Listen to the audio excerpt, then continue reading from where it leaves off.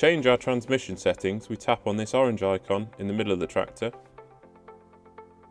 We then have a selection of values that we can change, whether we're in auto or manual. So in manual, we obviously have a lot less options to choose from. So starting with this one in the middle, that one, if we turn that on, can limit our top speed. And then these for forward and reverse are our start-off gears. So with all SmartTouch, whatever we touch, it tells us at the top what we're actually changing. So if we select a range and then select a power shift for forwards, we can do the same for reverse. So when we put the shuttle into forwards, we will take off in B5, and when we go in reverse, we'll take off in C2. When we tap on auto, we then have the option to limit our power shift limiter forward. So we put power shift 4, so that will stop the tractor from going in power shift 5 and 6 when we're travelling forwards.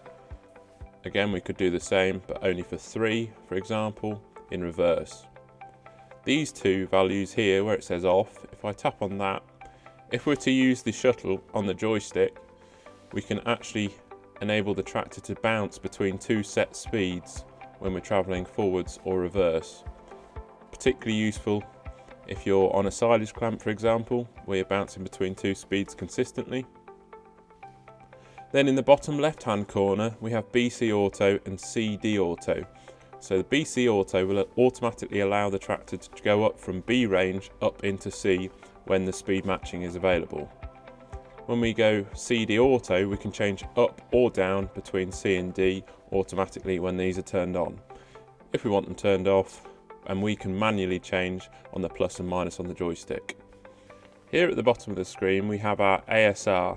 Now these values represent wheel slip percentage. Automatic slip regulator regulates the amount of wheel slip when we're in wet and sticky conditions. So what we can do is set a value of 3, which represents 30% wheel slip. So this system will kick in when the tractor sees 30% wheel slip. It will then reduce the gearing to then in turn reduce wheel slip without actually lifting or lowering the linkage. So it works perfectly with drawbar implements. In the bottom right hand corner we have Auto 1. When we're in Auto 1, the tractor will change gear according to the engine load. When we go into Auto 2, we can set the parameters at which the gear change occurs up and down, either by sliding this slider, or we can tap in the box and use the thumb roller on the right hand side. We then confirm that with the tick. Going into our further settings, we have our launch assistant on and off, so this will rev the tractor up when we select forwards or reverse.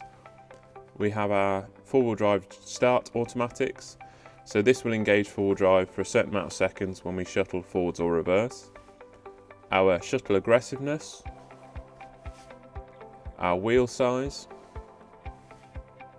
our clutch pedal biting point, auto traction for clutchless braking, our four-wheel drive angle automatics to disengage four-wheel drive above a certain wheel angle percentage, and our power shift aggressiveness.